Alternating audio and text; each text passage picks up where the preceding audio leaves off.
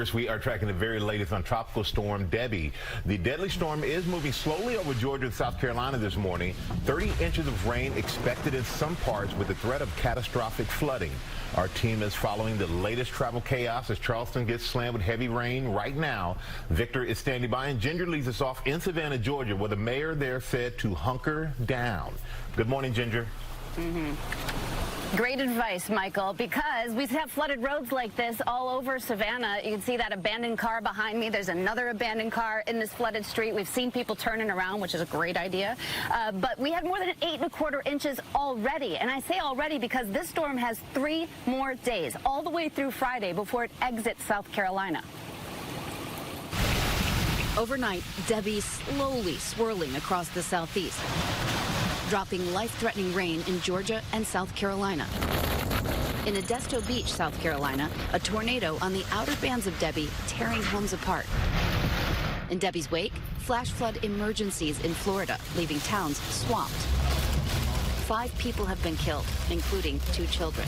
A 13-year-old boy died when a tree fell on this mobile home while he was inside in Levy County, Florida. In Horseshoe Beach, where they took on that eye wall, they had strong winds tearing up trees. More than 16 inches of rain fell near Sarasota. As the water rushed in, Curtis Silver and his family were forced to run to the top floor. The water wasn't just coming in through the front door. It was coming up through the floorboards. It was coming in through the walls to the outside. And in Lake City, this woman was lucky to make it out alive. We had absolutely no time to react. It was right on us. All we had time to do was just kind of look at each other and say, run.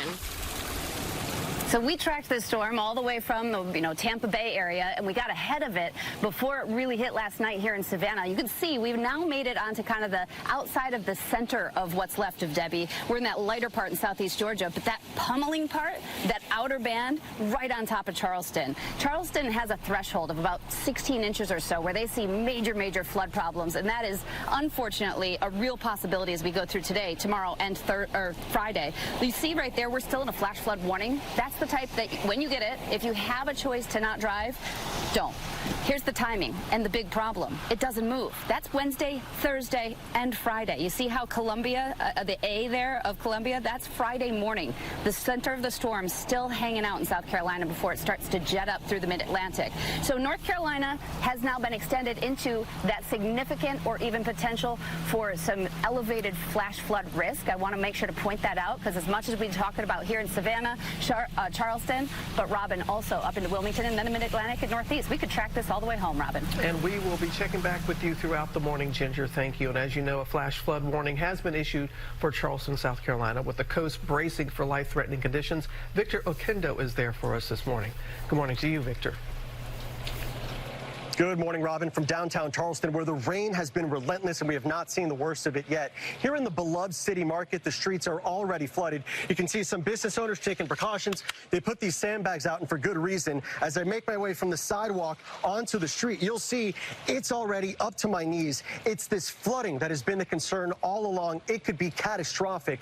Charleston is surrounded by rivers, and with all of this rainfall, they can't drain out into the Atlantic the way they're supposed to, with Debby pushing so much water in off the east. Storm surge could be anywhere between 2 to 4 feet. The mayor saying that pumps have been brought in. They are ready to be deployed as necessary. Same with high water rescue vehicles. A curfew was put in place here in Charleston last night. City leaders meeting again this morning to assess the plan moving forward as we brace for more of this rain through Thursday. George? Okay, Vic, we're turning now to the travel trouble caused by Debby and the other storms. Thousands of flights across the country have been canceled or delayed.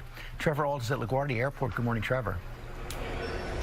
Good morning, George. In fact, we've now had back-to-back days with well over 10,000 flight delays and cancellations across the country. This is a huge burden for air travelers during a time when a lot of people are trying to head on vacation. And today we are almost certainly going to be battling even more travel impacts. No answers, and sitting around waiting. This morning, frustrated travelers facing delay after delay, dealing with the ripple effects from Tropical Storm Debby and a series of scattered summer storms across the Midwest and Northeast. Nationwide, more than 23,000 flights canceled or delayed since Sunday, with Debby's pummeling winds and rains hitting Florida airports hard. Our flight was supposed to leave at 11:40 this morning. We're not leaving until about 8:30 tonight now. It's It's quite the adventure trying to keep my young one occupied. Travelers trying to head south are also struggling.